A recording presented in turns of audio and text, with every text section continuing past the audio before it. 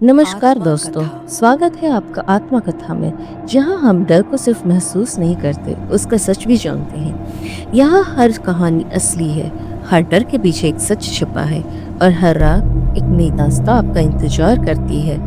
अगर आप पहली बार आए हैं तो चैनल को सब्सक्राइब करें। हर मंगलवार को एक नई कहानी लेकर हम हाजिर होते हैं, तो बेल आइकन जरूर दबाएं। तो बुझा दीजिए रोशनी और बंद कर लीजिए दरवाजा की आज की कहानी है होलास्टक की। होली के ठीक 8 दिन पहले का समय था। उत्तर प्रदेश के बुंदेलखंड में बसे छोटे से गांव कालीपुर में सन्नाटा पसरा हुआ था। न बच्चों की किलकारी, न औरतों की बातचीत। हर घर का दरवाजा बंद, हर खिड़की पर काले पर्दे। गलियों में सिर्फ हवा का सन्नाटा और कहीं दूर कुत्तों के रोने की आवाज, क्योंकि होलास्टक शुरू हो गया था। गांव के बुजुर्ग हर साल इसी समय चेतावनी देते हैं। ये 8 रातें अभिशापित हैं। जो भी इन रातों में बाहर निकला, जो भी नियमों को तोड़ा, वो लौट कर नहीं आया। होली की आग जलने से पहले अली होली ने उसे निगल लिया। लेकिन 28 साल के विक्रम को इन बातों पर यकीन नहीं था।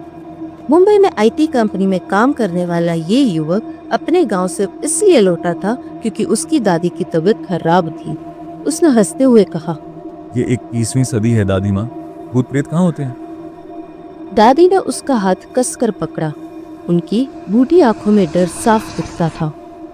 बेटा, तुझे नहीं पता, तेरे दादाजी भी ऐसे ही कहते थे। वो पहली रात गायब हो गए थे, होलास्टक की पहली रात। विक्रम ने सोचा दादी बुढ़ापे में डर रही है, लेकिन जब उसने पूरे गांव को देखा, हर घर में दिए जलते हुए, हर दरवाजे पर नीम की पत्तियां, हर दहलीज पर गंधक की छींटे, तब थोड़ी बेचैनी हुई। उसने अपने बूढ़े पड़ोसी रामदीन काका से पूछा, गांव में इतना डर क्यों है काका? रामदीन काका ने चारों ओर देखा, फिर धीमी आवाज में बोला, गांव श्रापित है। 20 साल पहले होलास्टक में एक डायन को जिंदा जलाया गया था। उसका नाम था शाखा। अली माँ की पुजारिन थी, तांत्रिक विद्या सीखी। गांव वालों ने आरोप लगाया कि वो बच्चों को मार रही है। होलास्टक की 8वीं रात को उसे होलिका दहन मंदिर में जिंदा की, चीखती रही, श्राप देती रही, हर होलास्टक में 8 जाने लूंगी, 8 रातें, 8 मौतें। विक्रम के रोंगटे खड़े हो गए, लेकिन उसने हंसी में उड़ा दिया। काका अभी पुरानी बात है, तो सब बदल गया। बदल गया? फिर पिछले साल जो 4 लोग गायब हुए, कैसे? उनकी लाशें भी नहीं मिली। बस होली के दिन उनकी जली हुई हड्डियां मिली होलिका के राख में। रात के 10:30 बजे थे। विक्रम अपने कमरे में लैपटॉप पर काम कर रहा था। दादी सो गई थी। घर में सन्नाटा था, वो सन्नाटा जो कानों में गूंजता है, जो दिल की धड़कन तेज कर देता है। और तभी दरवाजे पर दस्तक हुई। विक्रम ने घड़ी में देखा, 11 बज रहे थे। वो उठा और दरवाजे की ओर बढ़ा। दस्तक फिर हुई, इस बार तेज। कौन है? लेकिन कोई जवाब नहीं। उसने दरवाजे की जंजीर हटाई और झांक कर देखा। बाहर अंधेरा था, चांद बादलों में छिपा हुआ, लेकिन वहां कोई नहीं था। शायद हवा से। वो मुड़ा, तभी उसकी नजर जमीन पर पड़ी। वहां पैरों के निशान थे, लाल रंग के, जैसे कोई खून में भीगे पैरों से चल रहा हो। और वो निशान वो घर के अंदर की ओर जा रहे थे। विक्रम का दिल तेजी से धड़कने लगा। उसने निशानों को फॉलो किया। वो रसोई की ओर जा रहे थे, रसोई के दरवाजे तक, और फिर गायब। ये क्या? उसने घबरा कर लाइट जलाई। रसोई खाली थी, लेकिन हवा में एक अजीब सी गंध थी, जैसे कुछ जल रहा हो, जली हुई चमड़ी की गंध। विक्रम की नींद उड़ गई। पूरी रात वो जागता रहा, हर आवाज पर चौंकता रहा। अगली सुबह विक्रम ने रामदीन काका को सब बताया। काका ने गंभीरता से सिर हिलाया। मैंने कहा था ना बेटा, शुरू हो गया है। हर रात कुछ ना कुछ होगा। बस एक काम कर, रात में किसी भी आईने में मत देखना। विशाखा आईने में आती है। लेकिन काका, बस कर जो मैं कह रहा हूँ। विक्रम ने सोचा ये सब बकवास है, लेकिन फिर भी शाम होते ही उसने घर के सभी आईनों को कपड़े से ढक दिया। दादी ने देखा तो बस मुस्कुरा दी। अब मान गया? रात के करीब 12 बजे विक्रम बाथरूम गया। उसने ध्यान नहीं दिया कि वहाँ के आईने पर कपड़ा खिसक गया। जब वो हाथ धो रहा था, उसकी नजर आईने पर पड़ी। उसने अपनी परछाई देखी और हिल गया। आईने में उसके पीछे एक औरत खड़ी थी। लंबे काले बाल, सफेद साड़ी और चेहरा जला हुआ था, त्वचा झुलसी हुई, आंखें सफेद। विक्रम चीख कर पीछे मुड़ा, लेकिन वह कोई नहीं था। उसने फिर आईने में देखा। वो औरत अब और करीब थी। उसके हाथ विक्रम के कंधों की ओर बढ़ रहे थे। विक्रम ने आईना तोड़ दिया। कांच के टुकड़े बिखर गए। उसकी सांसें तेज थी, दिल बुरी तरह धड़क रहा था।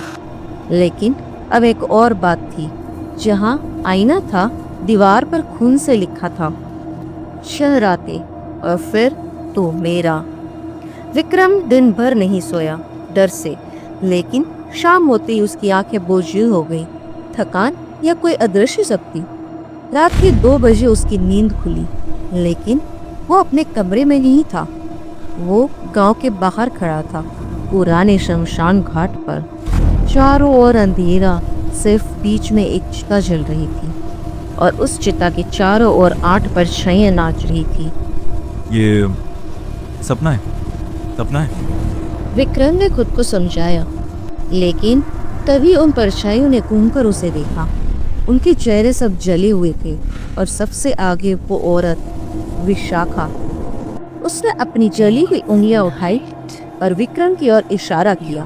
उसके मुंह से आवाज निकली, कर्कश, दर्दनाक। 8वीं रात तू चिता में होगा। विक्रम चीखा और अचानक उसकी नींद टूटी। वो अपने बिस्तर पर था, पसीने में भीगा हुआ, लेकिन उसके पैरों पर मिट्टी लगी थी और कपड़ों पर राख की गंध। अगली सुबह विक्रम ने जांच की, गांव के बाहर शमशान में जाकर। वहां सच में एक पुरानी चिता के निशान थे और जमीन पर उसके जूतों के निशान। ये कैसे? मैं यहाँ सोते हुए कैसे आ गया? वो घबराकर गांव लौटा। उसने दादी को सब बताया। दादी रोने लगी। मैंने कहा था ना बेटा, अब वो तुझे चुन चुकी है। वो लास्ट तक में वो 8 लोगों को चुनती है। वो शायद 8वां है। लेकिन मैं क्या करूँ? दादी ने कांपते हाथों से एक पुराना ताबीज निकाला। ये तेरे दादाजी का था, इसे पहने रह। और होली से 1 रात पहले होलिका दहन पर तुझे खुद को आग में अर्पित करना होगा। सिर्फ तभी श्राप टूटेगा। तो आग में? हाँ, नहीं तो वो तुझे खींच ले जाएगी और फिर तेरी आत्मा भी उसकी तरह भटकेगी। विक्रम हिल गया। रात होते ही विक्रम ने ताबीज पहन लिया, लेकिन रात के 3 बजे घर के सभी दिए बुझ गए। अंधेरा छा गया और तभी हर कमरे से चीखें सुनाई दी। औरतों की, बच्चों की, मर्दों की। ये चीखें दीवारों से, फर्श से, छत से आ रही थी। बचाओ, जल रहे हैं, आग, आग। विक्रम ने कान बंद कर लिए, लेकिन चीखें उसके दिमाग में गूंज रही थी। 5वें दिन विक्रम का दोस्त राहुल शहर से आया। यार तू पागल हो गया है क्या? भूत प्रेत, चल मेरे साथ वापस। नहीं राहुल, तू नहीं समझेगा, यहाँ सच में कुछ है। राहुल ने हंसकर बात उड़ा दी।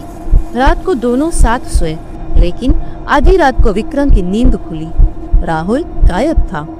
राहुल, राहुल। घर भर ढूंढा, फिर बाहर की ओर देखा। दूर शमशान की ओर राहुल चला जा रहा था, जैसे कोई उसे खींच रहा हो। विक्रम दौड़ा, राहुल रुक, वापस आ। लेकिन राहुल नहीं रुका।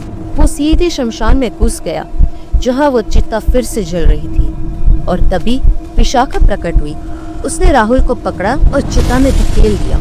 राहुल की चीख पूरे गांव में गूंजी। विक्रम वहीं पत्थर की तरह खड़ा रह गया। सुबह तक राहुल की कोई खबर नहीं। पुलिस ने केस दर्ज किया, लेकिन गांव वाले जानते थे लास्ट ने 5वीं बलि ले ली। अगली 2 रातें विक्रम के लिए नर्क बन गई थी। 6ठी रात उसने अपनी दादी को चिता में जलते हुए देखा। सच में, सपने में नहीं। लेकिन सुबह होते ही दादी जिंदा थी। सातवीं रात उसके हाथों पर जलने के निशान आ गए, जैसे कोई उसे चिता में खींच रहा हो। गांव वालों ने घर को घेर लिया। इसे बाहर निकालो, ये श्रापित है, इसकी वजह से हम सब मरेंगे। अब होलास्ट की अंतिम रात, होली कल थी।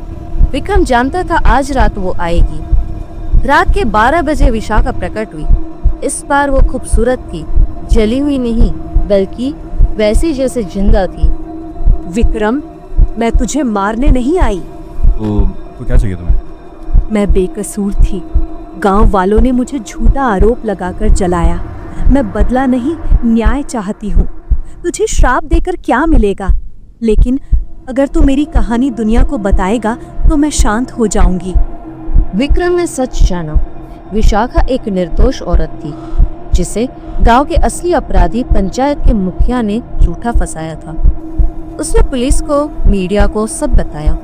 होली के दिन गांव ने विशाखा से माफी मांगी। एक शांति पूजा हुई और उस दिन से होलास्टक की रातें शांत हो गई। लेकिन 1 साल बाद फिर होलास्टक आए और इस बार विक्रम के सपनों में विशाखा आई और मुस्कुराकर बोली, मैं तो चली गई, लेकिन जिसने मुझे जलाया था उसकी आत्मा अब भटक रही है और वो तुझसे बदला लेगी।